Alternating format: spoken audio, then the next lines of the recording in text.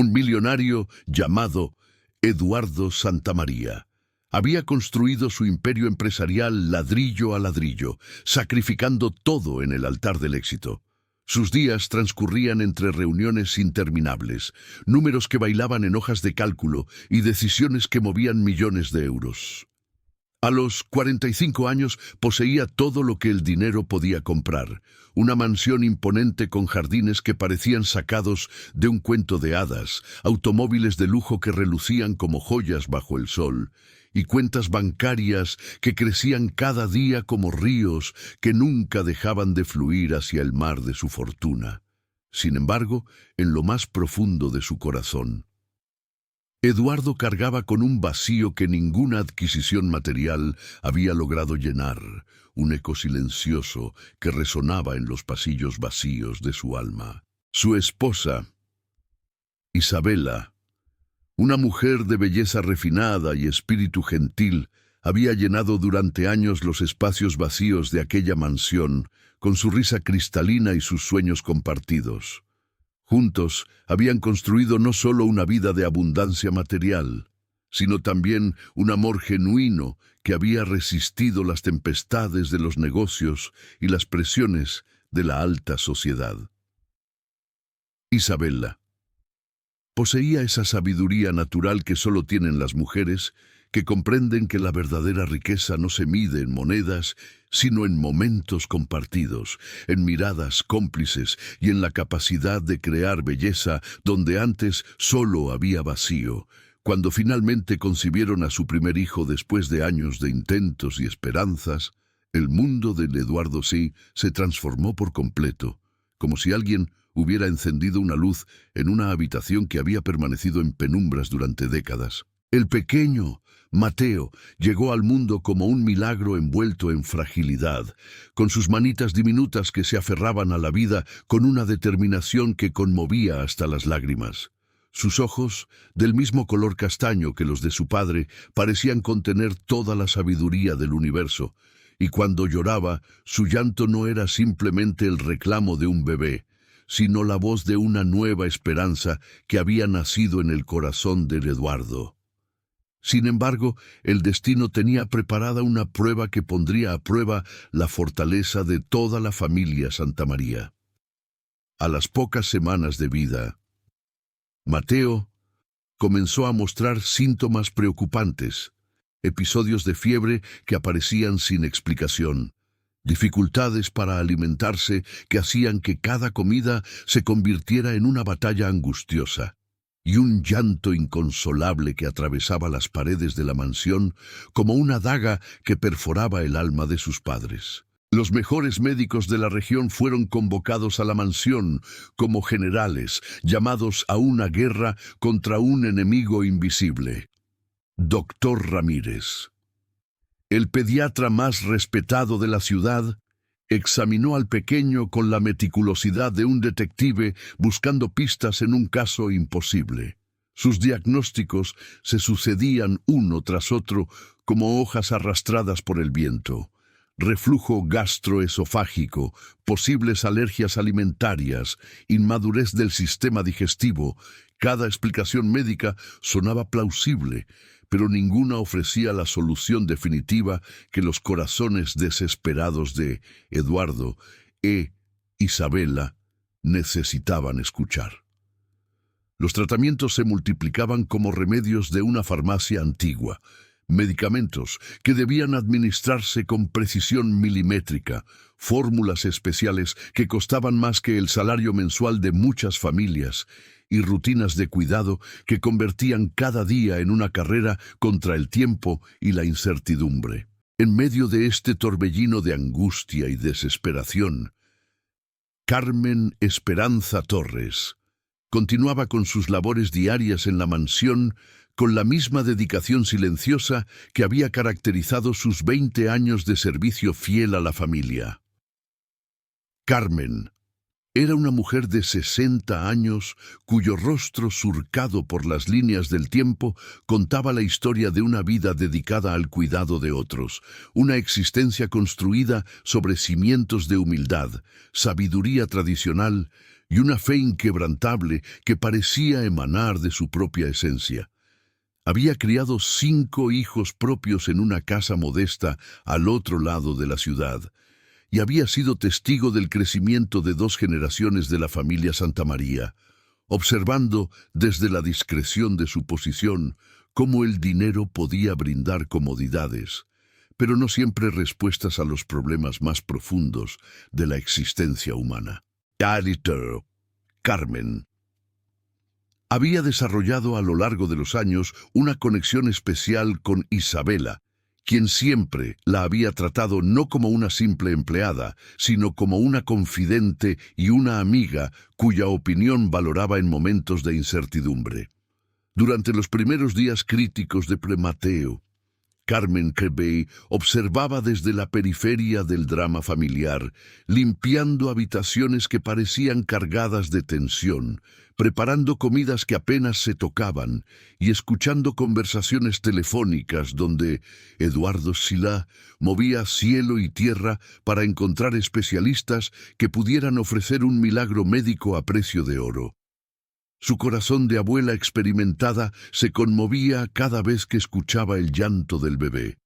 y sus manos, curtidas por décadas de trabajo doméstico, se estremecían con el deseo instintivo de acunar y consolar a aquella pequeña criatura que luchaba por encontrar paz en un mundo que le resultaba demasiado difícil de habitar. La tensión en la mansión crecía día tras día como una tormenta que se acumula en el horizonte antes de desatarse con toda su furia.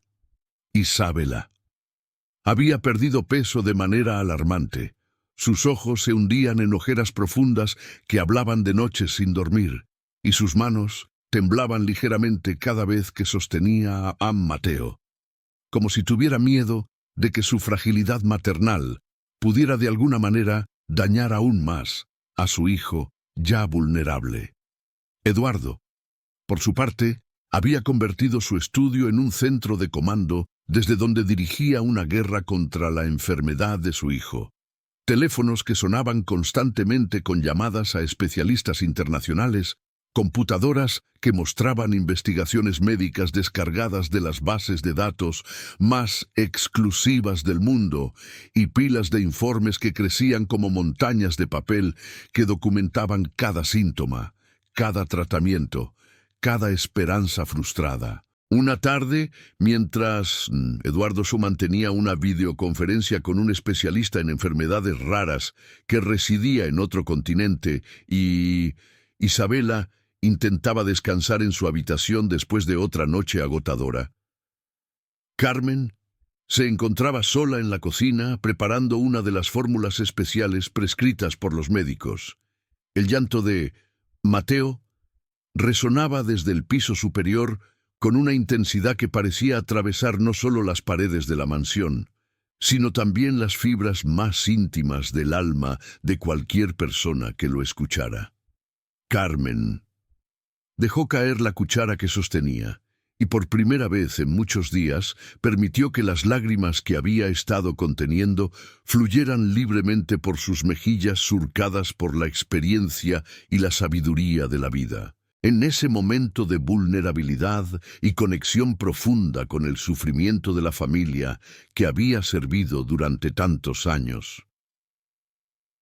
Carmen sintió una inspiración que provenía de un lugar mucho más profundo que el conocimiento médico o las estrategias empresariales. Sus recuerdos viajaron hacia atrás en el tiempo, hacia los días en que ella misma había sido una madre joven luchando con bebés inquietos, en circunstancias mucho menos privilegiadas, pero igualmente desesperantes. Recordó las noches en que su propia madre, una mujer sabia que había aprendido los secretos del cuidado infantil a través de generaciones de mujeres que transmitían conocimientos como reliquias preciosas, le había enseñado técnicas simples pero profundamente efectivas que la medicina moderna había olvidado en su carrera hacia la complejidad tecnológica. Sin pedir permiso, movida por un impulso que parecía provenir directamente de su corazón maternal, Carmen Subió las escaleras hacia la habitación del bebé con pasos silenciosos pero determinados. Encontró a Mateo en su cuna de diseño exclusivo, llorando con esa desesperación particular que solo tienen los bebés cuando sienten que el mundo entero conspira contra su bienestar. Carmen extendió sus manos curtidas por el trabajo y la vida, y con una suavidad que contrastaba con la apariencia rústica de sus dedos, levantó al pequeño y lo acunó contra su pecho amplio y cálido, donde tantos otros niños habían encontrado consuelo a lo largo de los años. Comenzó entonces a realizar una serie de movimientos que parecían coreografiados por la sabiduría ancestral. Masajes suaves en la espalda diminuta de Mateo, realizados con una presión exacta que había aprendido observando a su abuela, curar cólicos con nada más que amor y conocimiento intuitivo, cambios de posición que seguían patrones que ningún manual médico había documentado, pero que generaciones de madres habían perfeccionado a través del ensayo, el error y la observación paciente, y una canción de cuna que brotaba de su garganta como un río de melodía ancestral que parecía conectar al bebé con una tradición de cuidado que se extendía más allá del tiempo y el espacio. Mientras Carmen continuaba con sus cuidados intuitivos, algo extraordinario comenzó a suceder. El llanto de Mateo se fue suavizando gradualmente, como una tormenta que poco a poco va perdiendo su furia hasta convertirse en una brisa gentil. Sus pequeños puños, que habían permanecido cerrados en tensión durante semanas, comenzaron a relajarse lentamente hasta abrirse como flores que reciben los primeros rayos del sol matutino.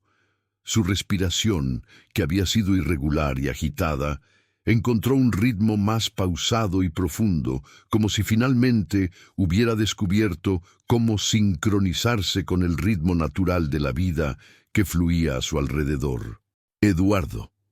que había terminado su videoconferencia médica con más preguntas que respuestas, se dirigía hacia su habitación cuando se detuvo en seco al darse cuenta de que la mansión había quedado envuelta en un silencio que no experimentaba desde hacía semanas. Al principio, su corazón de padre se aceleró con el pánico típico de quien teme que el silencio pueda significar algo terrible, pero cuando se asomó cuidadosamente a la habitación del bebé, lo que vio lo dejó completamente inmóvil. Allí estaba Carmen, meciendo suavemente a Mateo en sus brazos con una expresión de concentración maternal que parecía irradiar una paz que Eduardo había olvidado que podía existir en su mundo de tensiones constantes. El de Isabela, atraída por el mismo silencio milagroso que había capturado la atención de su esposo, apareció en el umbral de la puerta con los ojos hinchados por el cansancio, pero brillantes con una esperanza renovada. Lo que contemplaron durante los siguientes minutos fue una escena que quedaría grabada para siempre en sus memorias. Carmen, con sus ropas sencillas y sus manos trabajadoras, había logrado lo que ejércitos de médicos especializados, medicamentos caros y tecnología de vanguardia no habían conseguido. Mateo dormía profundamente en sus brazos, con una expresión de serenidad que sus padres no habían visto en su rostro diminuto desde el día de su nacimiento. Carmen Schultes alzó la vista y encontró las miradas de Eduardo y su Isabela clavadas en ella con una mezcla de asombro, gratitud y algo que parecía cercano a la reverencia. Con la humildad que siempre había caracterizado su manera de relacionarse con sus empleadores. Carmen susurró suavemente que había aplicado algunas técnicas que su madre y su abuela le habían enseñado muchos años atrás. Métodos simples pero efectivos que se basaban en el entendimiento profundo de las necesidades básicas de los bebés más allá de los diagnósticos médicos complicados. Explicó cómo había identificado que Mateo Zeta, Sufría de una combinación de gases intestinales y tensión muscular que se aliviaban con masajes específicos, posiciones particulares y sobre todo con la transmisión de calma y seguridad que solo podía provenir de alguien que entendiera instintivamente el lenguaje universal de los bebés necesitados. En los días que siguieron a ese momento transformador, Mateo Min comenzó a mostrar mejoras que parecían milagrosas a los ojos de quienes habían presenciado semanas de sufrimiento constante. Sus patrones de sueño se regularizaron, permitiendo que toda la familia descansara por primera vez en mucho tiempo. Su apetito se incrementó notablemente, y las horas de alimentación se convirtieron en momentos de conexión y tranquilidad en lugar de batallas angustiosas contra la resistencia y el llanto. Su desarrollo general se aceleró de manera visible. Comenzó a responder a los estímulos visuales con mayor atención. Sus reflejos se fortalecieron y esa sonrisa que sus padres habían soñado con ver finalmente apareció en su rostro como un rayo de sol, atravesando las nubes después de una tormenta prolongada. Eduardo, un hombre acostumbrado a resolver problemas a través de la aplicación de recursos económicos y conexiones influyentes, se encontraba por primera vez en su vida adulta confrontado con una lección de humildad que transformaría para siempre su perspectiva sobre el valor real de las personas y las soluciones. Durante una tarde, mientras observaba a Carmen Nobañara,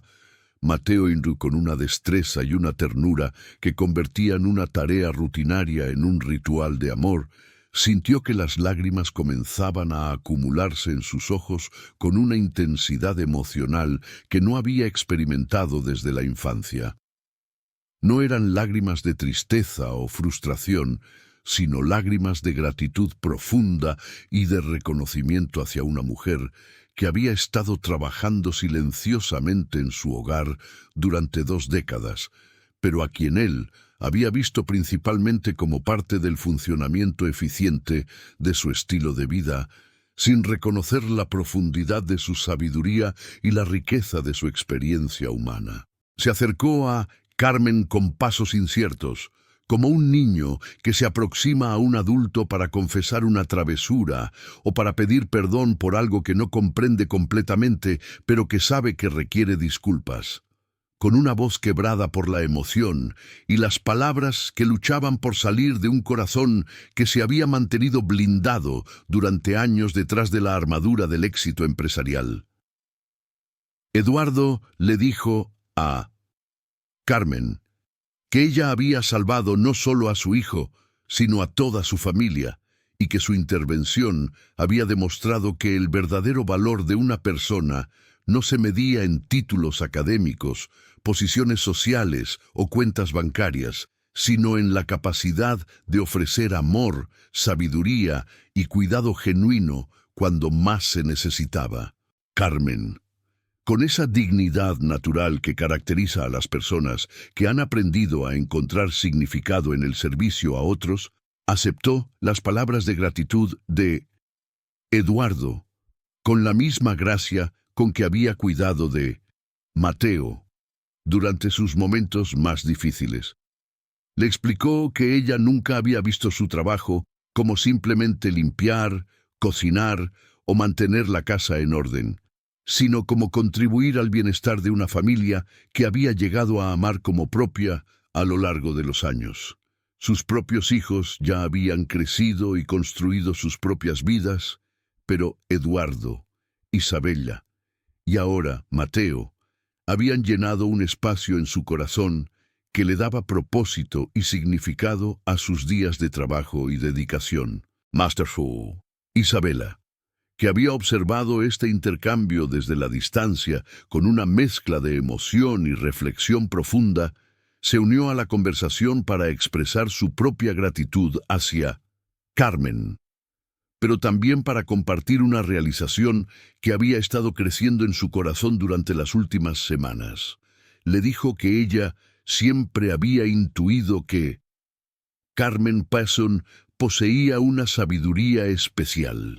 una comprensión profunda de las necesidades humanas que iba más allá de las tareas domésticas, pero que las circunstancias de la crisis de Mateo sí habían revelado la verdadera extensión de ese don natural. Isabela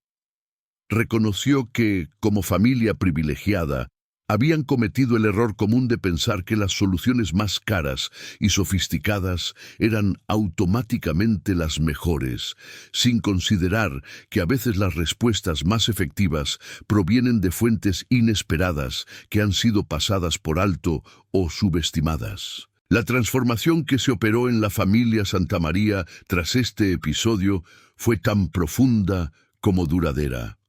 Eduardo comenzó a reevaluar no solo su relación con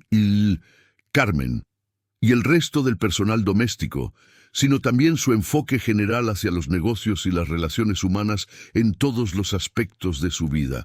Implementó cambios en su empresa que reflejaban una nueva comprensión del valor de cada empleado, independientemente de su posición en la jerarquía organizacional, y comenzó a buscar activamente las opiniones y perspectivas de personas que anteriormente había considerado simplemente como recursos humanos en lugar de individuos con experiencias valiosas que ofrecer. Carmen se convirtió en mucho más que una empleada doméstica. Se transformó en una consejera de confianza, una segunda abuela para Mateo, y una fuente continua de sabiduría práctica para navegar los desafíos de la paternidad. Eduardo e Isabela comenzaron a consultarla regularmente sobre decisiones relacionadas con el cuidado de Mateo,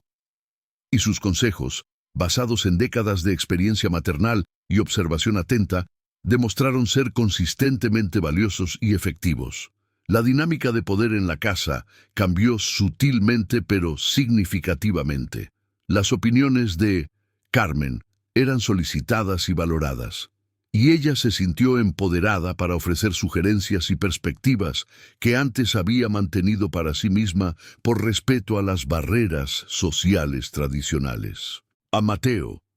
creció en un ambiente transformado por esta experiencia, rodeado no solo del amor incondicional de sus padres y la abundancia material que su posición económica privilegiada podía proporcionar, sino también de la sabiduría intergeneracional y el cuidado profundo que